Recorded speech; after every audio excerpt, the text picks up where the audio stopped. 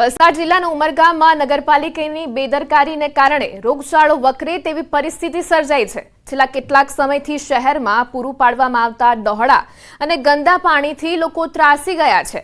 ઉમરગામ નગરપાલિકા શહેરમાં વોટર વર્કર્સમાંથી પીવાનું પાણી પૂરું પાડે છે। કોઈ ખામી સર્જાતા શહેરમાં પૂરું પાડવામાં આવતું પાણી દુર્ગંધયુક્ત અને ડહોળું આવવાની ફરિયાદ ઉઠી છે। લોકો ગંદુ પાણી પીવા મજબૂર બન્યા છે। લોકોએ પૈસા ખર્ચીને પાણી મંગાવી રહ્યા છે। લોકોમાં પાલિકા સામે રોષ જોવા મળ્યો। શહેરમાં રોગચાળો ફાટે તેવી સ્થિતિ સર્જાતા પાલિકાએ સમસ્યાના સમાધાનના પ્રયાસો શરૂ કર્યા છે। ટૂંક સમયમાં શહેરને સ્વચ્છ પાણી મળશે તેવું પાલિકા સત્તાધીશોએ જણાવ્યું।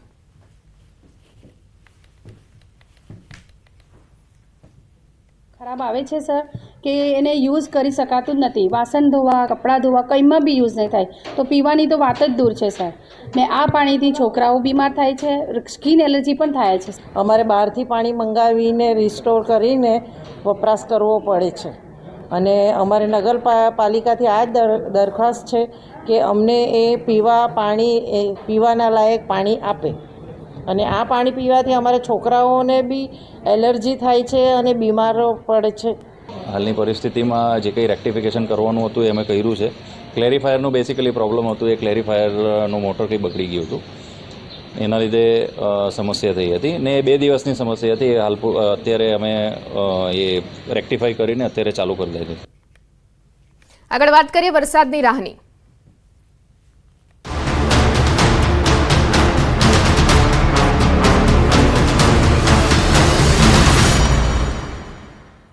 અરવલ્લી જિલ્લામાં વરસાદ ખેંચાતા જગતના તાત ભગવાનના શરણે ગયા છે। મેઘરાજાને મનાવવા મેઘરજનગરમાં પર્જન્ય યજ્ઞ યોજાયો। ભૂદેવોએ વૈદિક મંત્રોચ્ચાર કરીને ઇન્દ્રદેવને રીઝવવાનો પ્રયાસ કર્યો। પીવાના પાણી અને ખેતી માટે વરસાદની રાહ જોતા ખેડૂતો આગ સામે મીટ માંડીને બેઠા છે। મેઘરજ અને અરવલ્લી જિલ્લામાં વરસાદ નહિવત થતા ખેડૂતોની ચિંતા વધી છે। વર્ષોની જે પરંપરા છે કે વરુણદેવને રીઝવવા માટે યજ્ઞનું આયોજન કરવામાં આવે છે અને મેઇન બજારમાં વિષ્ણુ ભગવાનના સાનિધ્યની અંદર વરુણદેવ રીઝી જાય અને આ ખેતી પાક બચી જાય અને વરસાદને જે ખેડૂતો રાહ જોઈને બેસી રહ્યા છે એના માટે આ જે યજ્ઞનું આયોજન કરેલ છે। સાબરકાંઠા જિલ્લા બાજુ વરસાદ ખેંચાતા ખેડૂતોની ચિંતા વધી છે। ચોમાસુ સિઝનને લઈને ખેડૂતોએ જ્યાં પાણીની સગવડ હતી ત્યાં વાવેતર થઈ ગયું છે, પરંતુ કેટલાક ખેડૂતો હાલ વાવેતર શરૂ કર્યું છે। ત્યારે વરસાદ ન થતા વરસાદની રાહ જોતા ખેડૂતોની હાલત હાલ તો કફોડી બની છે। આમ તો વરસાદ પડ્યો છે, પરંતુ તેમ છતાં પાક મુરઝાવા લાગ્યો છે। મુખ્યત્વે સાબરકાંઠા જિલ્લામાં ચોમાસુ વાવેતરમાં મગફળી, સોયાબીન, કપાસનું સૌથી વધુ વાવેતર કરાય છે, પરંતુ ચાલુ વર્ષે સાબરકાંઠામાં વરસાદ મોડો થયો છે। પહેલા એક કે 2 દિવસ વરસાદ આવ્યો, જેનાથી જમીનમાં ભેજ થઈ ગયો, એટલે ખેડૂતો કપાસ અને મગફળીનું વાવેતર કરી દીધું હતું, પરંતુ હાલ વરસાદ ન પડતા પાક પણ મુરઝાવા લાગ્યો છે।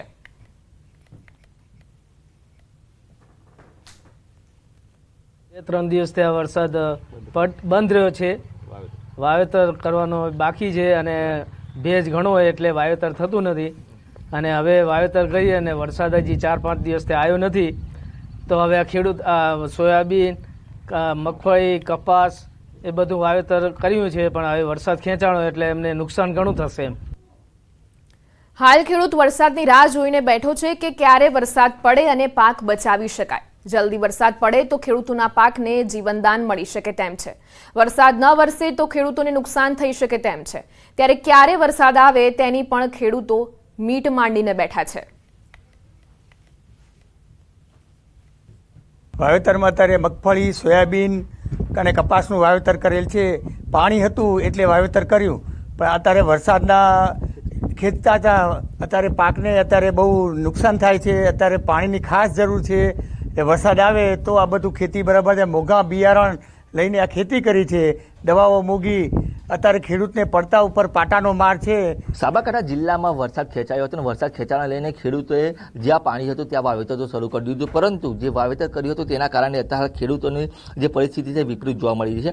ખાસ કરીને જે વાવેતર કર્યું હતું ત્યાં પાક સુકાવા લાગ્યો છે। મગફળી હોય, સોયાબીન હોય કે કપાસ હોય, અત્યારે હાલ જે વાવેતર કર્યું છે વાવેતરના જે પાન છે પાન પણ મુરઝાવા લાગ્યા છે। તો આ ઉપરાંત ખેડૂતોને લાખો રૂપિયાનું નુકસાન થઈ શકે તેમ છે.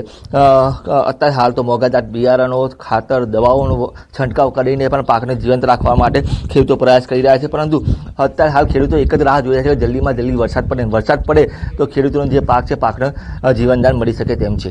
ઈશાન પરમાર, ન્યૂઝ 18 ગુજરાતી, સાબરકાંઠા. ગુજરાતભરમાં વરસાદી માહોલ જામ્યો છે. ઠેર ઠેર વરસાદ પડી રહ્યો છે, પરંતુ કચ્છ જિલ્લામાં વાવણી લાયક વરસાદ ન પડતા ખેડૂતો ચિંતિત બન્યા છે. કચ્છ જિલ્લામાં હાલ માત્ર 30% જેટલી જ વાવણી થઈ છે. જો આગામી દિવસોમાં વરસાદ નહીં આવે તો ધરતીપુત્રોની હાલત કફોડી બનશે. જિલ્લામાં માત્ર 25 થી 30% વિસ્તારમાં વાવણી લાયક વરસાદ થયો છે, ત્યારે ભુજના કુકમા ગામના ખેડૂતો પણ ચિંતિત બન્યા છે.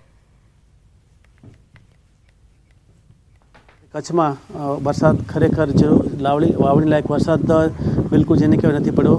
ખરેખર સચરાચર વરસાદ કહેવાય, જેને કે ચારે દિશામાં એક સરખો જ્યારે વરસાદ પડતો હોય અને જ્યારે વાવણી લાયક જે વરસાદ આપણે કહી શકીએ એ અત્યારે નથી પડ્યો. કાંઠાળ વિસ્તાર જે છે કચ્છનો, એમાં વરસાદ કદાચ પૂરતો થઈ ગયો છે, પણ સેન્ટર એરિયા ભુજ તાલુકો, અંજાર તાલુકો કે આ વચનો ગાળો જે છે જગ્યા, એનામાં વરસાદ થયો છે ઓછો ને.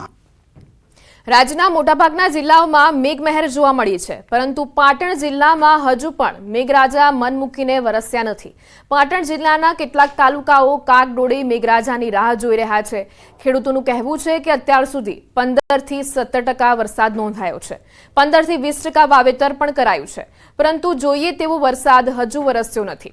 વાદળોની સાથે સાથે ખેડૂતોને વરસાદની આશા પણ બંધાઈ છે, પરંતુ મેઘરાજા જાણે હાથ તાળી આપી રહ્યા હોય તેમ મન મૂકીને વરસતા નથી.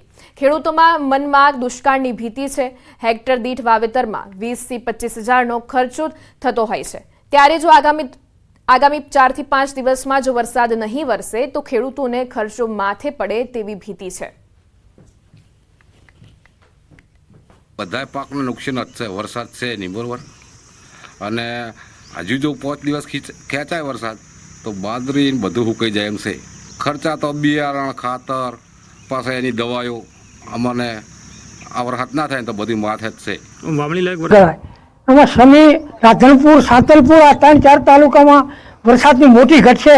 20% વાવેતર શું, પણ વાવેતર રહેવાનો નથી અને પાણીનો કોઈ પણ સંજોગ ચાય છે નહીં. જો વરસાદ વાદળ થાય, છાંટા આવી રેખાઈ જાય, જો વરસાદ બાપોજી થાય તો આ ખેડૂત બચી શકશે, ન કે મોટો દુષ્કાળ છે.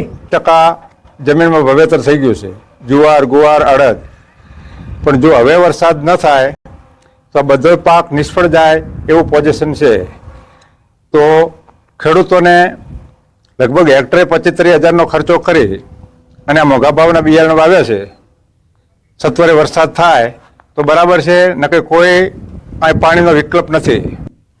આગળ વાત કરીએ ડાંગની, તો ડાંગમાં વરસાદથી ખીલી ઉઠ્યું છે ગિરાદોદ. સિઝનના પ્રથમ વખત ખીલ્યો ગિરાદોદ. કુદરતી સૌંદર્ય જોઈ પ્રવાસીઓ ખુશ થયા હતા અને ગિરાદોદનો આકાશી નજારો ન્યૂઝ 18 ગુજરાતી પર જોઈ રહ્યા છો આપ.